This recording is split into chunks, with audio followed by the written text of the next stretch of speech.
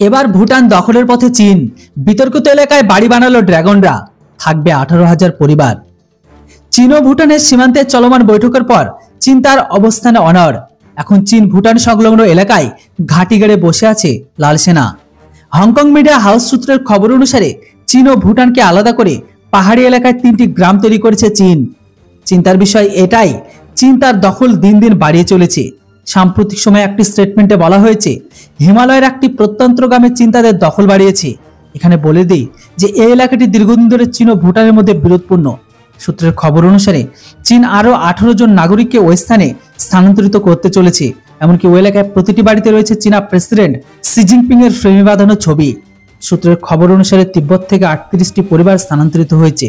ভুটান সীমান্তে মোট 3টি গ্রামের উপর দখল নিতে শুরু করছে চীন। আমেরিকার ম্যাক্সার টেকনোলজি স্যাটেলাইট ইমেজ থেকে তোলা যাচ্ছে এই ছবিগুলো।